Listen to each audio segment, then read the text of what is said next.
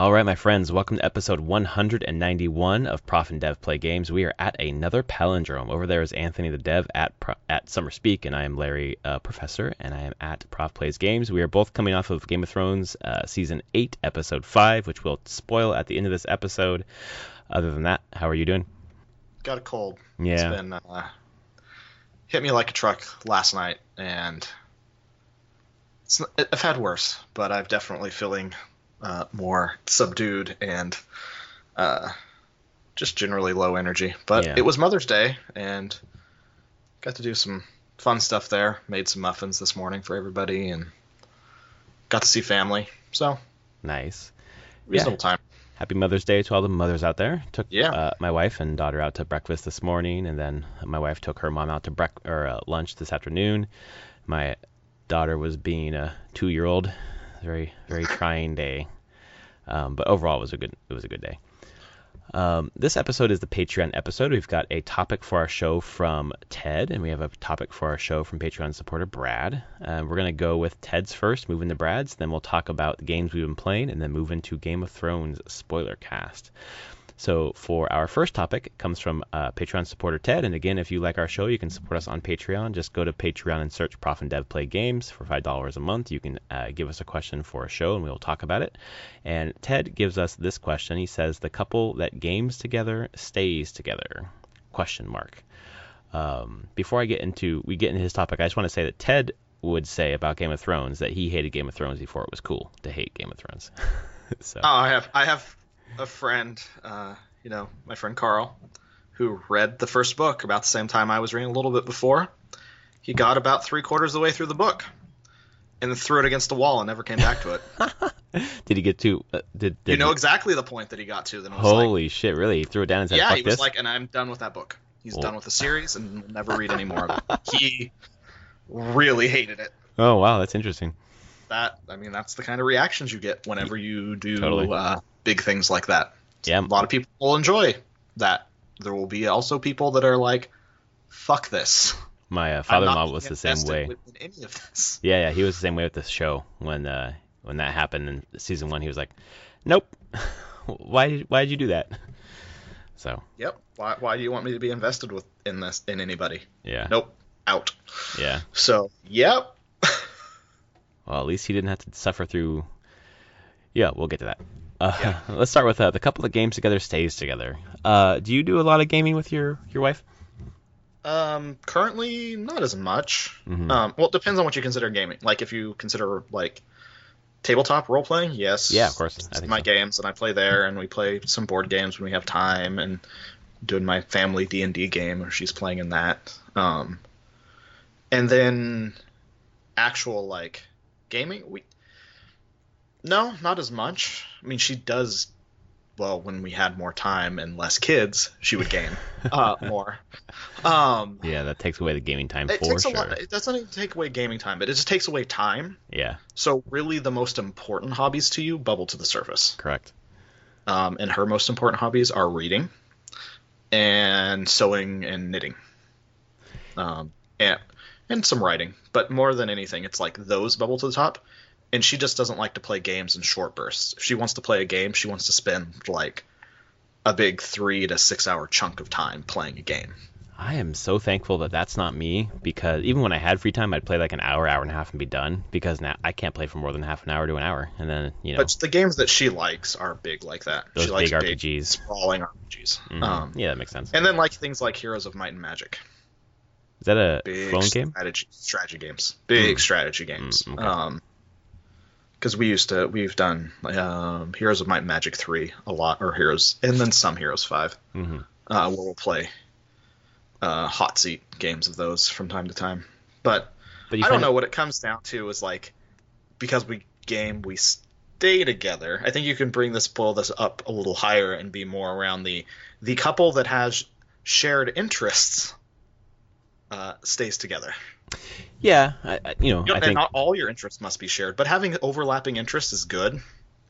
Right, like I think my wife and I, efforts. Our shared interests are like certain TV shows we watch. Politics is the big one. Teaching, obviously, but I feel like gaming together brings some sub skills or some some other things to the surface that maybe other hobbies don't. Like, I mean, obviously you have teamwork with whatever you do in your life with your partner anyways, yes. But also a little bit of competition, healthy competition, strategy, working together, moving toward a micro goal together. I feel like a lot of those things bring people together, and at the same time, if you're super competitive, probably drives you a little bit apart.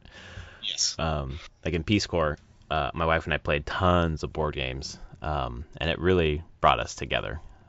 Just the shared experience and just talking strategy, and kind of ribbing each other, like if we're playing Scrabble or whatever, like what words we're playing and kind of learning from each other.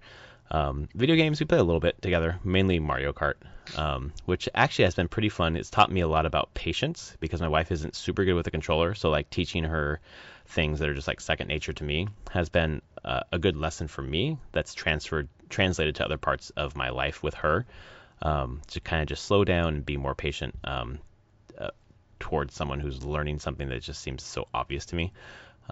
So that's been good for me. And then we've kind of branched into some other games. Like we played a couple months ago, Lovers in a Dangerous Space-Time, which is something that I didn't think that she would play, but it's this, weird co-op space shooter kind of game where you're in a space station and you each have like a role and you have to there are two of you, but there are like 6 roles, and you have to like bounce around and kind of manage the whole thing at once. And she got really into that, and it was a lot of communication, in a different way than we normally do, like really quick, on a timer kind of thing. That felt really good. So I feel like the gaming that we do together does bring us together, but most of our gaming is board games, card games, things like that. A little bit of right now, the thing we're playing together when we have time, which for both of us lately, work has just been subsuming us. But Baba Is You on the Switch, we'd sit together and work through some of those puzzles together. And also that's just a really nice thing, to kind of give each other space to try something to get the puzzle to work. And like I would try something and it wouldn't quite work, but there'd be one sliver that she would see that I did, and then she would adapt that into what she did and kind of take 2 steps forward, and I would look at that even though it didn't work out completely and take those 2 steps and add another one, and like bouncing it back and forth made us feel pretty smart, but also it was really fun to kind of puzzle through those things together. And that's not something that we normally do together. Normally we're watching TV together, we're talking about politics together, we're raising our daughter together, talking about work together. But sitting and playing puzzle games, I think specifically like Lovers in a Dangerous Space-Time, I kind of think of as a puzzle game. Baba Is You, obviously. I'm realizing that those puzzle games end up being really cool co-op experiences with my wife. Yeah, I can totally see that. Those would be generally, Tetris. I mean, Tetris yeah, too, I should always say. Tetris. Yeah. Yeah, so I'd agree. I mean, it definitely helps in a lot of ways. Doing those big strategy games where we're both doing hot seat, even against each other, working with each other. There was a lot of times when we were just playing, when she wanted to play whatever Final Fantasy was playing, I just sit on the couch and just she'd watch and talk and give helpful hints and ideas. And I mean, some of them she was playing I never played, like X2, Final Fantasy X X2, yeah, 10-2. Right. She loves that game. I Absolutely loves it. I saw you on PS4 a couple years ago playing that all the time. And I was thinking, why? I haven't heard him talk about this game, but ended up being your wife who was playing. Should get me the trophies. Get me the trophies. Nice. Your son's doing the same thing with Minecraft. It's true. He's popping true. Minecraft trophies. That's true. All right, keep going, dude. Keep going. Yeah. So no, I do think gaming is it's a much more active involvement than say like just sitting and watching a movie or a TV show. Right. Which you can discuss when you're done with it, or a little bit between, but that's very passive entertainment. Like doing any kind of co-op or just sitting there talking about playing a game is a much more, you're involved, you're talking to each other, you're working together or against each other. Well, and those experiences that require kind of snap decision making, like I really feel like builds I don't know, like interpersonal communication or decision-making skills that are applicable to other parts in your life. But the trust that you have in each other to kind of like get a task done, like in a quick moment in the game, I think it's something that I don't experience in a lot of other things that we do. So I really enjoy that aspect of gaming with her. Yeah, it's definitely, that's a piece that you talked about, the patience part. Yeah. Where I feel like that has helped me the most, right, overall in our, like, I can remember myself when I much younger in our relationship, and that was a much harder thing for me to have, that patience. Mm-hmm. Me too. But it's much better now. Much easier.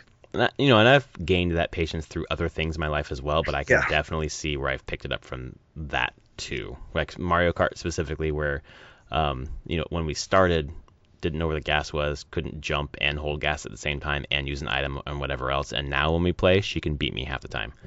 Yeah. So it's been a nice process for her skill level increasing and also my patience level increasing. Yeah. So, yeah. So I think back to the question, yeah. Gaming together, doing an activity like that is useful as we're building a relationship, just like anything. Like keeping a relationship together for a long time takes work, and it takes things like that to keep coming together and talking and engaged and learning and empathizing with the other person. Yeah, it's really, team building. You're already on a team, obviously, but it's just building that team more. I keep thinking about bringing my Switch to work, actually, with my colleagues and playing Snipper Clips. Nice. Because when my wife and I played that together, and I think you and I played that together, too. Yeah. Just her and I, again, it's a puzzle game where you're trying to, get your locomotion matched up with your partner's locomotion and doing all the snipping to get the puzzle to work just right. And it really is great team building. I don't know. I think a couple, relationships need that. So they do. Maybe not Overcooked. And I know if Ted's listening, Overcooked is him and I and Brad played that game, and it was Ted had some trouble, and Brad and I had played it, and we were not super patient. So maybe the team building, maybe it's a trio. Maybe gaming doesn't keep a trio together. Maybe just a couple. But I think he's picked that up with his wife, so he's enjoying that crazy fucking game. You've played that, right? Overcooked? No, I haven't. I've seen it. I know it's just insane and crazy. Yeah, it really is.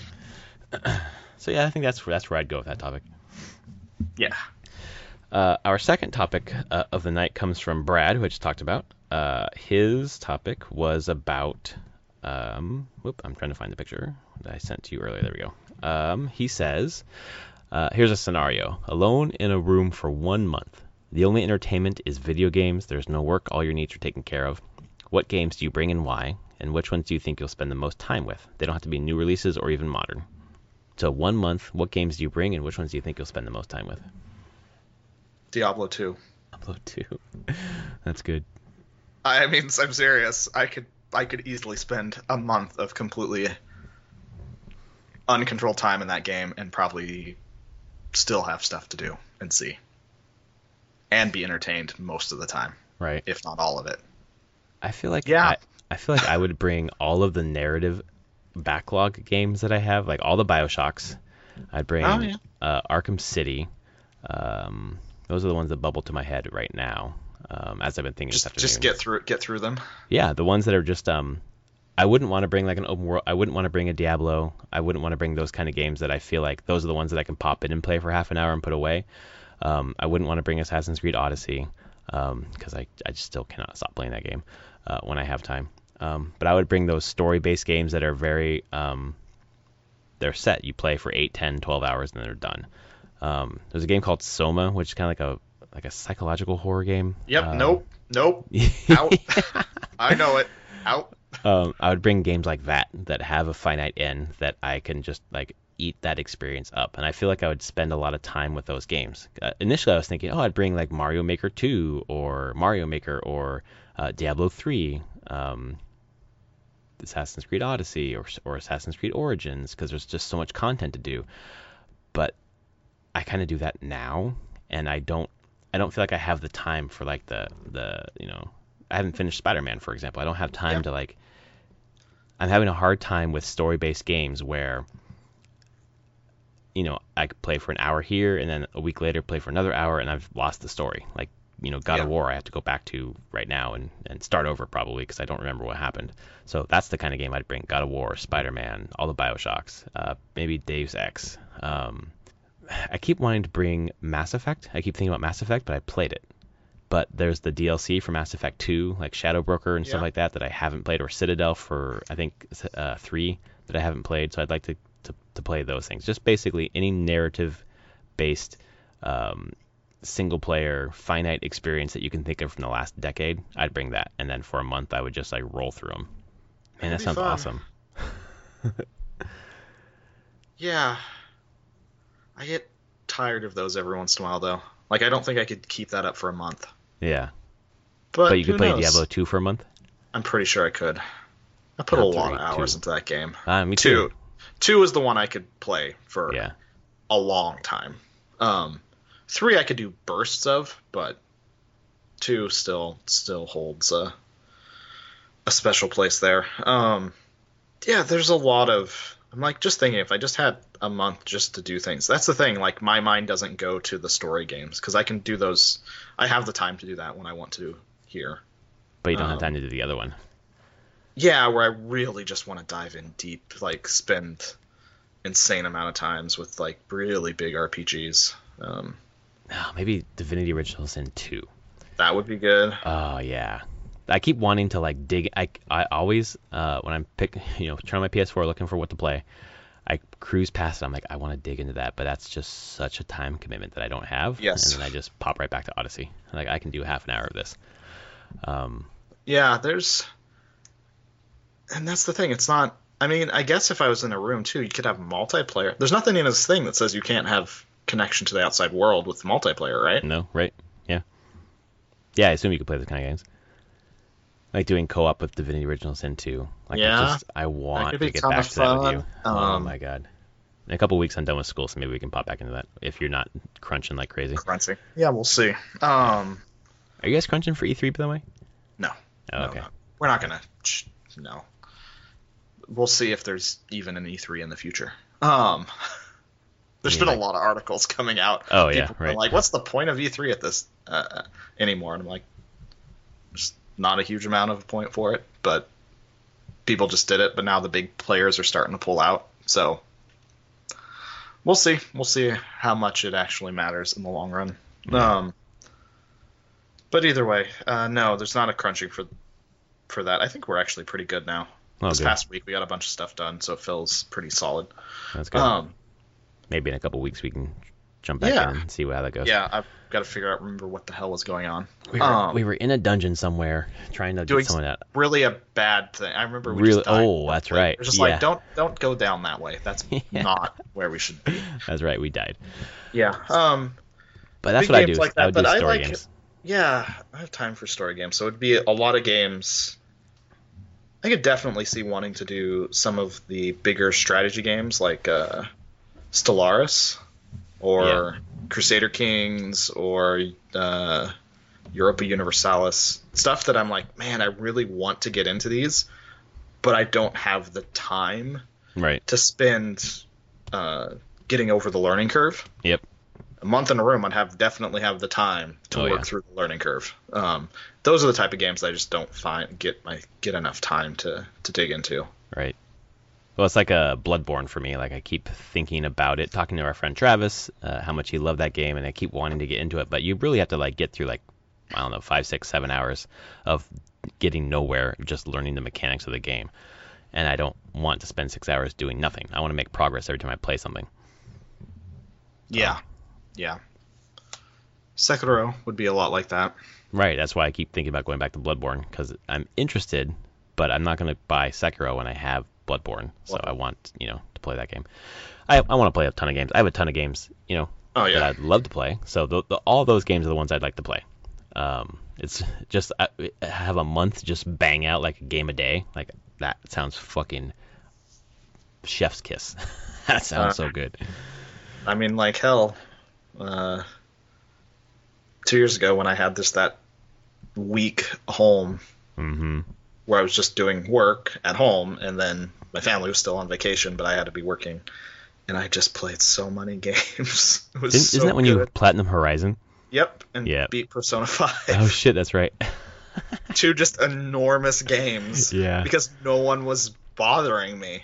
Like I had nothing. All I had to do was stock my house with food, take care of my cats, keep them alive, work from my computer, which I would just get up early, get done what I need to get done, and then I would just sit. I moved tables around, everything, and I just basically sat in our living room and just played for hours. It was amazing. Man, even just give me a day. Like haven't been able to do that in a very long time. I mean, it's been years at this point. Yeah. One day again, it will happen. Yeah, I gotta carve out a day this summer and just like I'm gone today. I'm just playing a game.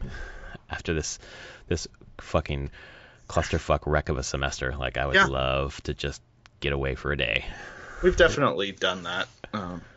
Wife and I, we've done things where it's like, yeah, I'm just gonna take the kids and go someplace, go hang out, and you can just do whatever you want, and it's great. Yeah, I need that. Just get a little recharge here and there. Yeah, totally necessary. So yeah, thank you, Brad. Thank you, Ted, for supplying us with those questions. I thought they were pretty interesting. Just makes me want to do both of those things: play more with my wife, and then play for a month straight, basically. If only. Yeah. Speaking of games, what have you been playing this week?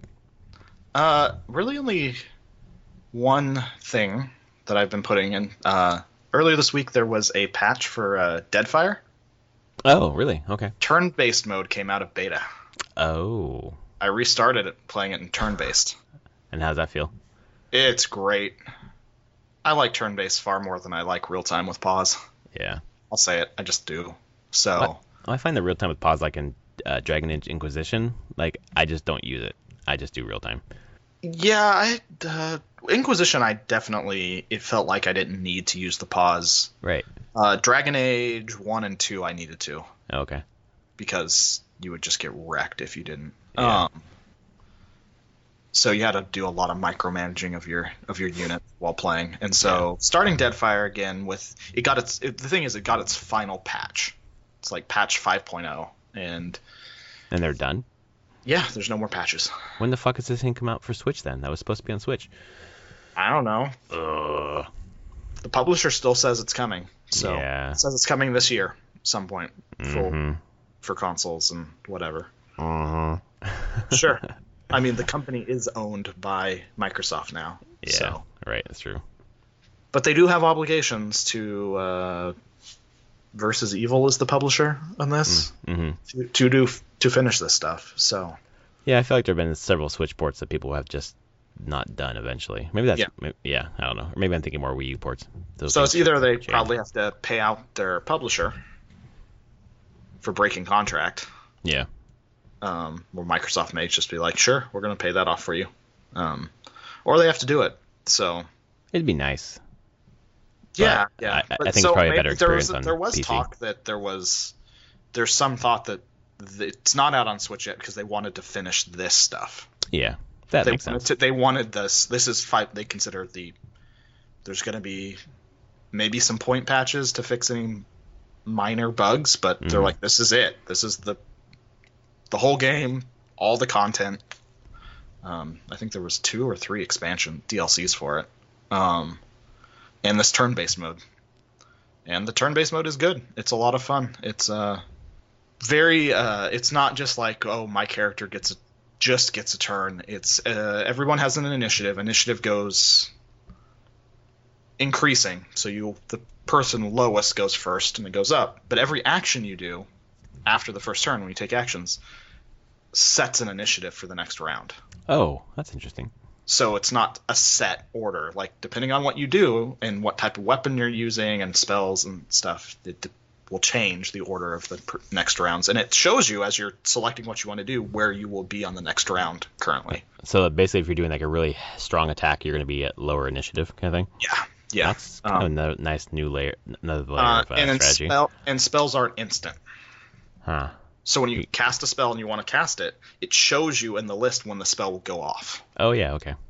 A lot like Final Fantasy Tactics in that way. Battle Chaser Night Wars has the same thing where you like do you do a spell, but then you get pushed down in the initiative order. There's a wind up to casting it and everything. Right. So it's really cool. It's really strategic, and battles take a lot longer, of course. But I feel I have a lot more control over the whole thing, and I just like real time better. It kind of is a blend of Divinity, Original Sin. Right. It's kind of its own thing going on. So I've got through a big chunk of the beginning area of the game again. doing this and really enjoying that. There's been a lot of just general quality of life changes to the game as well since I put time into it. Maybe I'll beat it this time. You got really far in it, so I think I could have beat it really close to beating it, and I just got completely sidetracked and off to doing weird things, and then stopped playing. I've jumped back in before, and I'm like, I don't remember where I'm at. I don't know what's going on. Yeah. So, which is never good in an RPG like that. Never.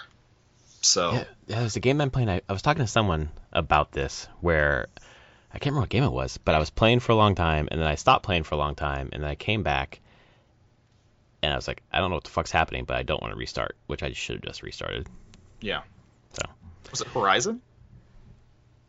No, I wasn't talking about Horizon, but I could be. Because I know Horizon, and I think Horizon we've talked about it before, does an amazing thing where you can go back to your starting house. Oh, that's right, and they give you a recap. And they will recap everything, like where you are in the story. I need to do that because I'm like, that's amazing. Haven't played that in a year, and even then I was like, I don't know what the fuck is happening in this thing. Mainly because I blame Breath of the Wild. I just dropped it like a hot potato and ran over to play that game. It's true. Which was amazing. And it's really not that. And Breath of the Wild is still amazing, and it's definitely a game you can just go back to even a year later. And it's really easy to pick back up what you're doing. Yeah. Like, that's one of the great things, since it's very, I would say, story light. Yes. It's very, you're like, oh, there's these 4 things on the map still. Okay, I should go do one of those. That's how I feel about Assassin's Creed Odyssey. I wouldn't say it's story light like that, but basically you kind of have your big things, like you're trying to kill the cultists, or you're trying to find your family, or kill your family, or whatever you want to do. And then the third thing, which was the 4 mythical beasts or whatever, and that's kind of the framing device I need. And then you have little mini stories along the way. Yeah. Otherwise, I'm not lost. I'm also not super engaged with the story, but I haven't got to play Odyssey this week, but I did download all of the DLC. That took forever. Yeah. There 4 was different episodes. Yeah, 4. Yeah, it was 4 episodes. I was like, you're right. I have to go in here and find every one of these. So stupid. And download all of them. Yep. I mean, I guess it makes sense if. No, it doesn't make sense. Never mind. It's stupid. It doesn't make sense at all. No.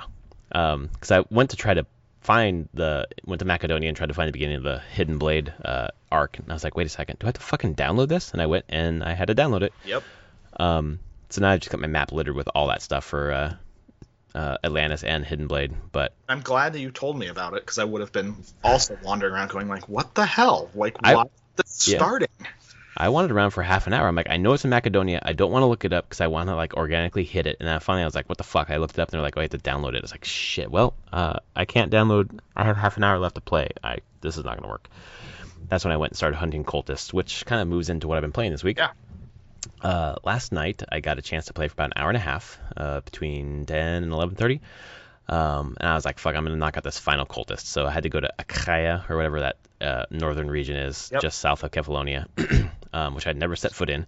Went there and basically beaten up the nation until the bar lowered enough for me to trigger the conquest battle. Fought as Athens, and then the guy showed up and I just wrecked him. So then it opens up going back to Phakis, I think, to where... it says like where it all began, but that was so long ago I don't remember where it all began.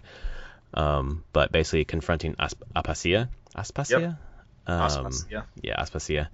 And I thought it was gonna be like an epic fight, but it wasn't. She was basically like, I was in charge of the cult, and then they kind of went a different direction, and we need to have like a, basically say Templars versus assassins. And it kind of like flashes forward when you touch the pyramid to like basically a scene from every single Assassin's Creed. Yep. Up to that point.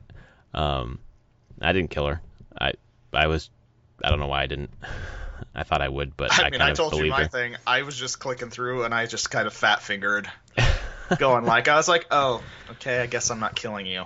I think I meant to kill you, but oh well. I'm not gonna reset to a previous save to do it. Yeah. I'm like, this is just what I'm doing, I guess.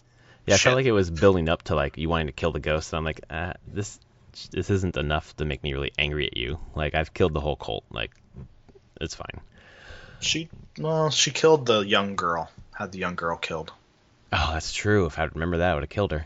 Or the cult did that. I don't know if she ordered the cult to do that. The cult had broken away at that point or doing its own thing. But either way, it was like, all you cultists die. I hate you all. Right. I mean, I should have killed her. It felt that's like the first thing I've done that felt out of character for Cassandra. Like, I feel like she would have killed her, but then I kissed her.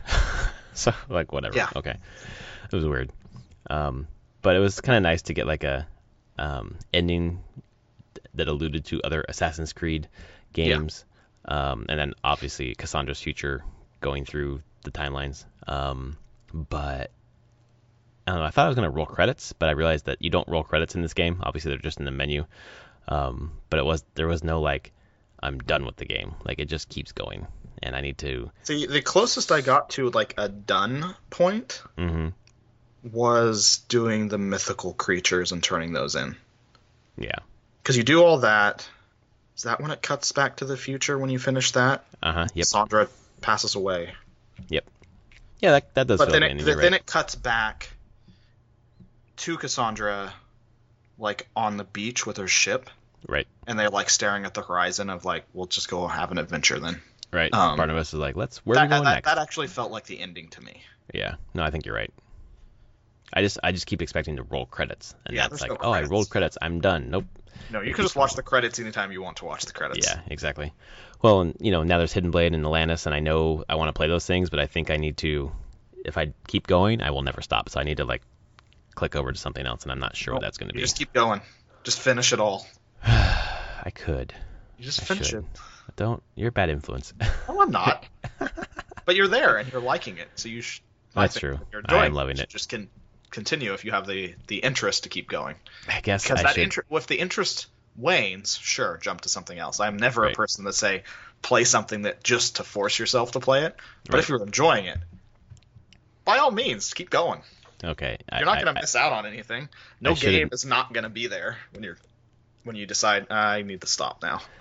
I should admit that actually what I'm going to do is trophy cleanup. I got like 4 or 5 to the platinum, and I want the platinum on this game, so I'm probably not done. Although I'm not going to go to the DLC. I need to get the trophy platinum before you. Oh, it's a race.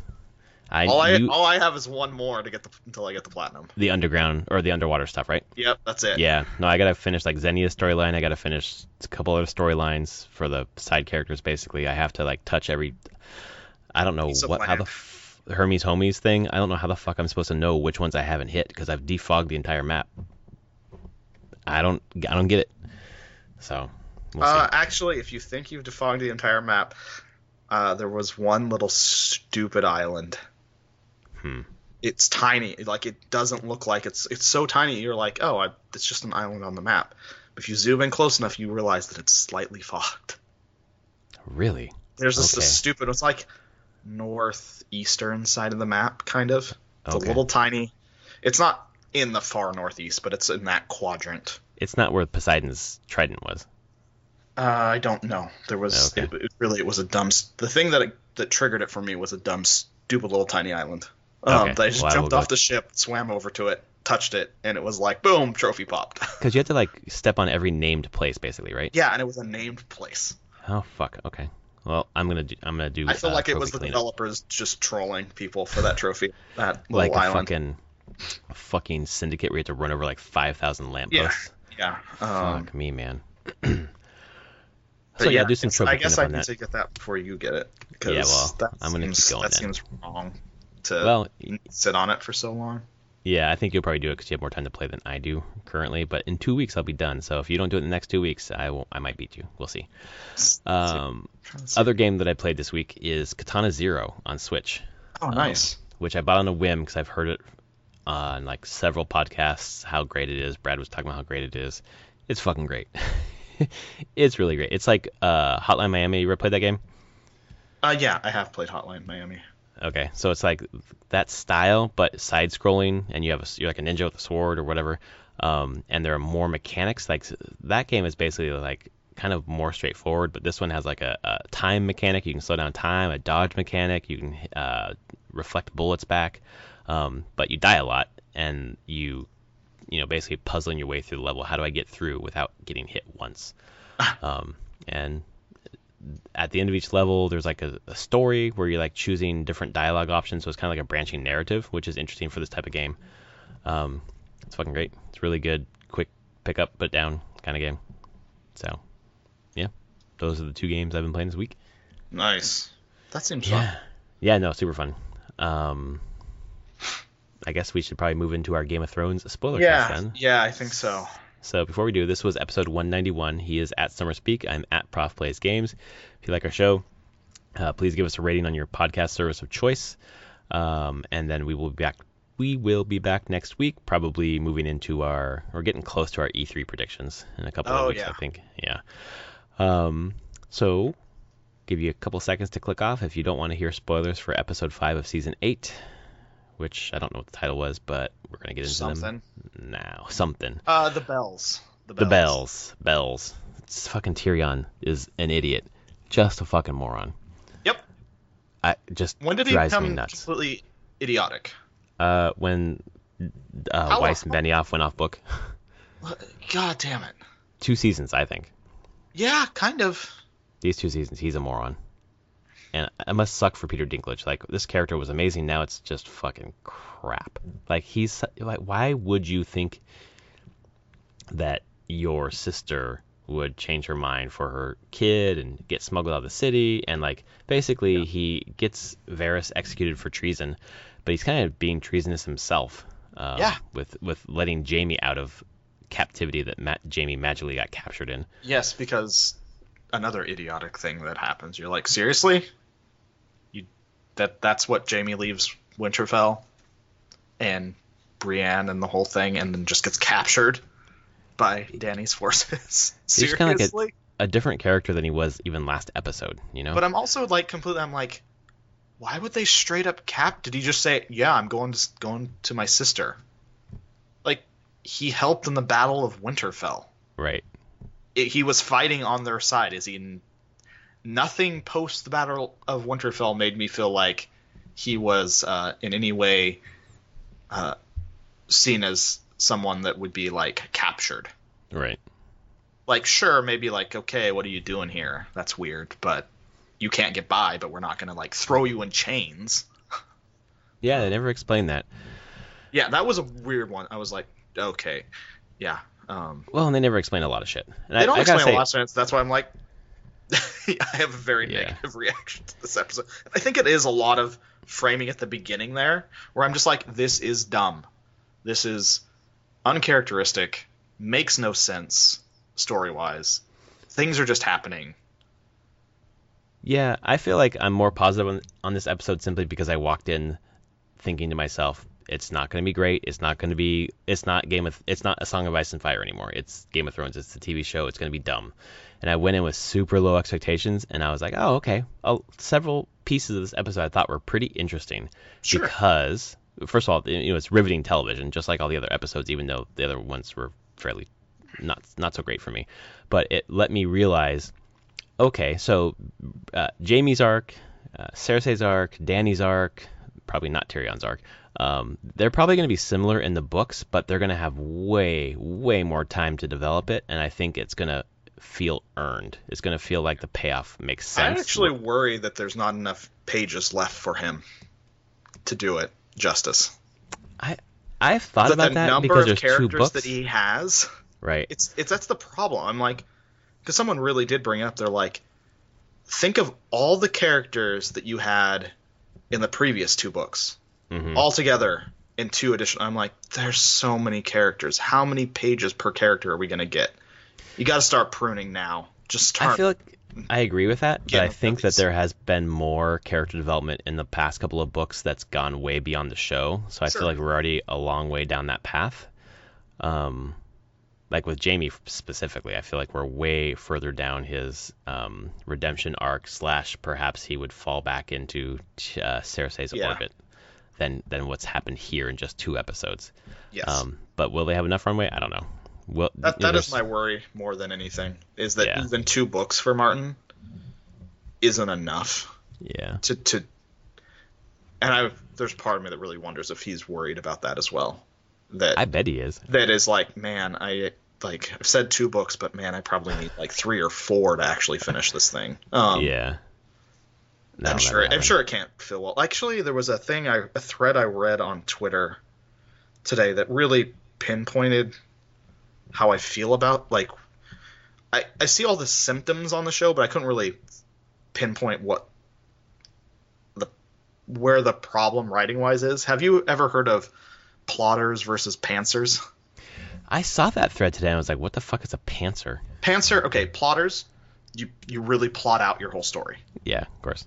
Pantsers is seat of your pants. Oh, got it, which yeah. Martin does seat of his pants writing. He has an overarching plot, but he's talked about, he learns as he writes the characters. Right, he learns their motivations and what they're going to do. Yep. Exactly. Which is very seat of the pants, which gives you incredible characters and drama. Because the things that they do are natural consequences of things that they've done. But you can see that when that goes on for long enough, think of it as gardening. Yep. You've grown an amazing garden, but now there's a lot of garden. A lot of garden. And whenever you come, and it's very hard to find a conclusive ending, a really good ending, when it's by seat of your pants. Because things just keep expanding and growing and which you've watched his books just do that. More and more characters, and it's like, it's hard to get that wrangled into an ending. But in this case, they're talking more about the show was going, like, the show had the first 5 seasons to the books. Yep. Which is very character driven, off in 5, but yeah. Mm-hmm. But after that point, they know the end point. Right. And they just need to get the plot to the end point. And that's where you start seeing the show has shifted from this very heavy seat of your pants character drama to a very plot focused show. Well, I feel a little bit bad for the showrunners because basically they were promised that they would have more books when they got there, that the show would not outpace the books. And then when that turned out to be a lie, they're stuck writing fan fiction basically. Yeah, and then clearly they want to good fan fiction. They do. They absolutely want to be out of there. Because I'm pretty sure HBO will be given them as many seasons as they want to finish this up. But it feels like Benioff and Weiss are really ready to be done. Well, and that's the thing that pisses me off is that, like, of anything, like, let it end well. Like, if you're done, pass it off to Cogman or someone else. Like, just leave. Like, these last 2 seasons, if they were 10 episodes, I feel like several of these issues could have been streamlined. Yes. But in terms of the metaphor you're talking about, Martin himself has talked about basically architects versus gardeners. Architects are basically the plotters, and then the gardeners are the pantsers, basically. And Stephen King is exactly the same way. And the issue that Stephen King has talked about a lot with this whole thing is that when you're a pantser or you're a gardener, like, the journey's great, and then you don't know how to end it. Like, endings are hard and they suck. And a lot of King's books, the endings are rough. Yeah. Because it's hard to land the plane.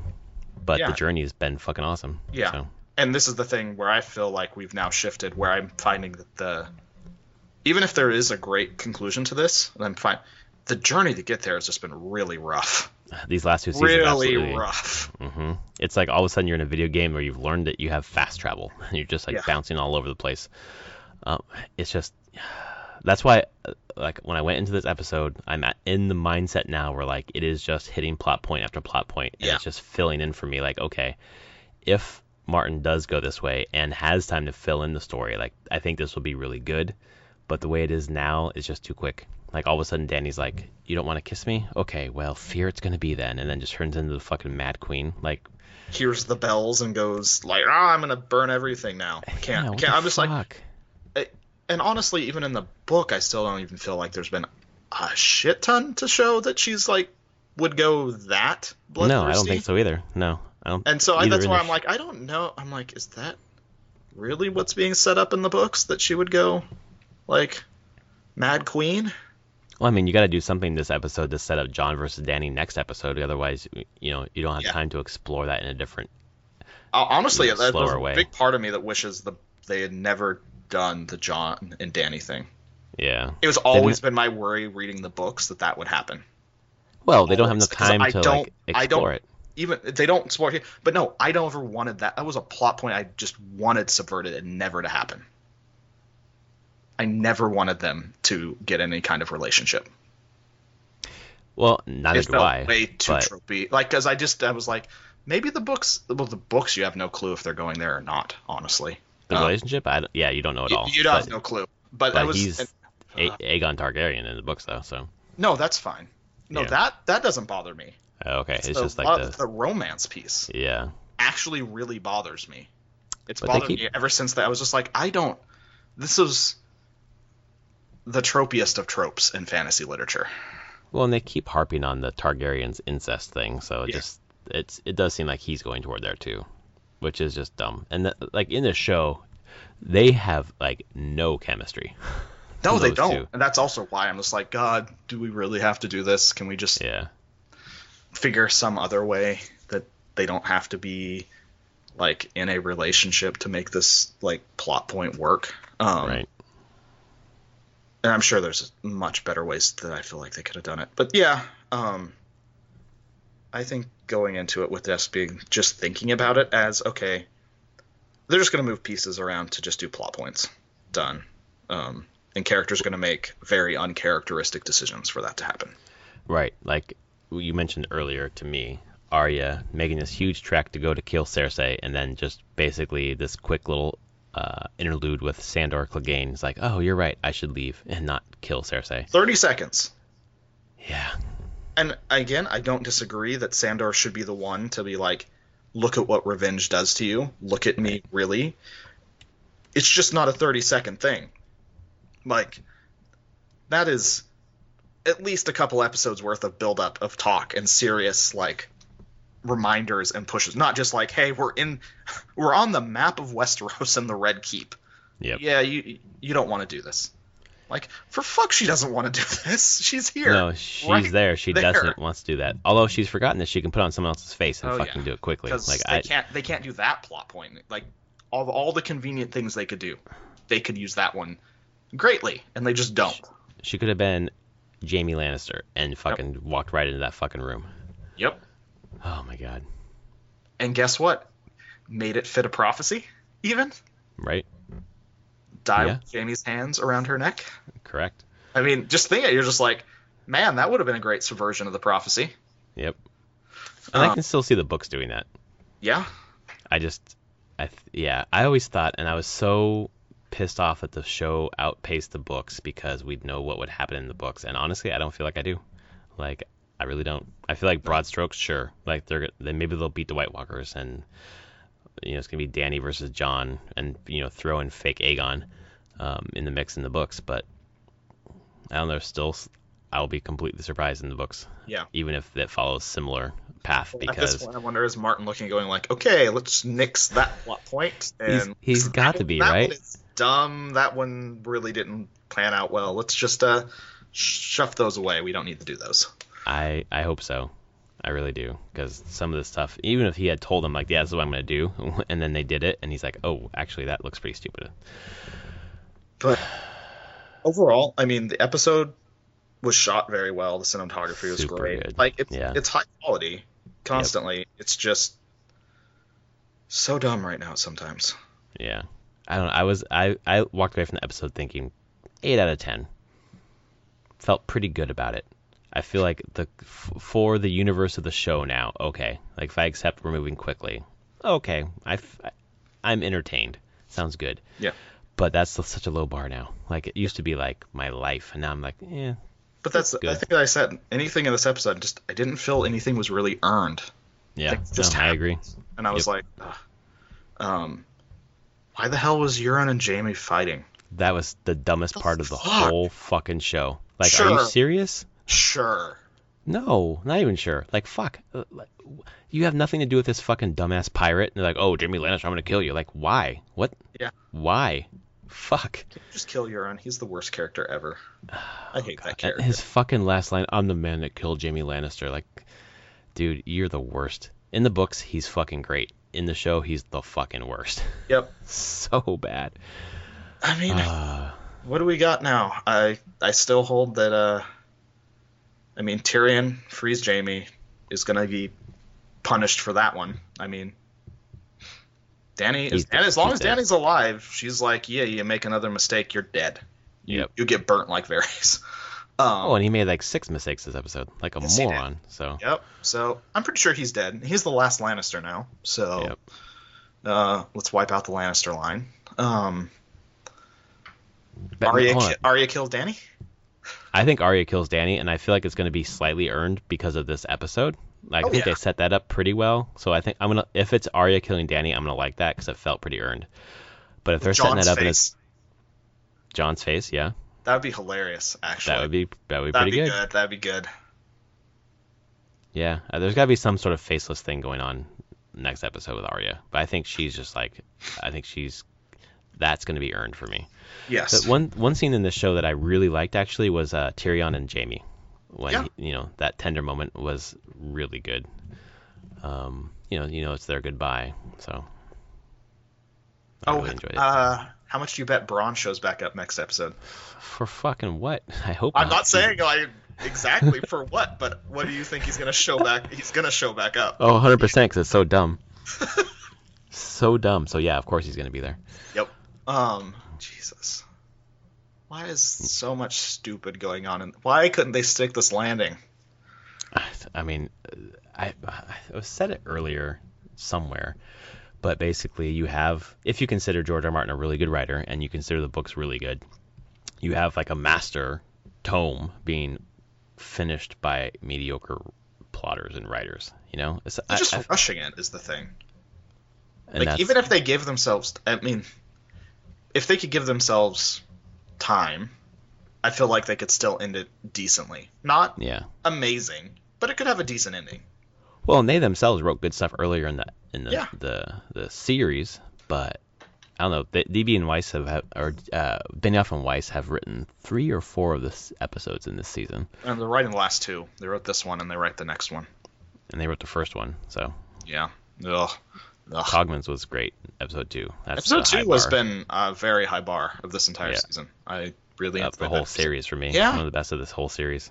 But everything else, just like, what? And I think there are 2 different audiences. One, like, who are really into the books and really into like the deep setup of everything, and then people who just like to watch things burn and blow up and that's true. Quick, and they get fucking moments, basically, like just building quick memes, basically memeable moments.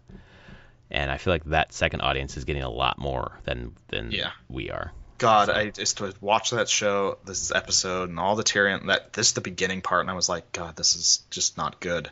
No. And then whenever she goes, Dany becomes Mad Queen, and that's when I flip to, I hate this. Yeah. I was just so done at that point. I was like, really, we're doing this. Yeah. Well, I would be remiss not to mention before we finish that there was an interview in the last couple of days with an actor who plays Sir Barristan Selmy. And he said, it's on video, that George has finished books 6 and 7, but he's not allowed to say that publicly until the show's over. Which sounds so dumb and not true. But after hearing that, well, I don't know why he'd say it otherwise. It gives me like a 2% chance hope that that's true. When's the last time Sir Barristan Selmy's been in the show? Oh, God, a couple seasons. He doesn't know shit. Yeah. Why would he say that, though? Just to act like he knows something? Yeah, I mean, why? Or is it... Did you watch the video? I did not. No, I just... I'm wondering if... is it out of context in a weird way? Because that stuff happens all the time in interviews and stuff, where I'm just like... were they just asking him hypothetically? Like, they could be a question of, like, why don't you think the last 2 books are out? Or what's going on? Oh, yeah. Like, I could totally see questions leading it, and they're like, look at this crazy thing he said. Yeah. No, he hasn't been in the show. He probably has no clue about any of it at this point. Well, we have a couple seasons a couple weeks, and then we'll know for sure. So. Yeah, and then why would these seasons, the last 2 seasons, be so mediocre if they had the material to work with? Right. Because we've seen when they have the material, the show is so much better. Right. And why would Martin ever sign a contract that said he couldn't release books or even announce books? That seems dumb. Like, it doesn't that make seems any sense. way out of his, like, he'd be like, no. You want me to announce books. That will make everything, like, more popular. So, none of that makes sense to me. Nothing about Game of Thrones makes sense anyway, right now. I hope that he has a lot, at least, of Winds of Winter done. Yeah. Me too. I've lost a lot of chapters from it. Many chapters. So I'm like, so many chapters. Exist. Yeah. Words exist that are in this book. Yeah. But who knows how many is scrapped or rewrote at this point? Because he always talks about that. I know. I think he scrapped.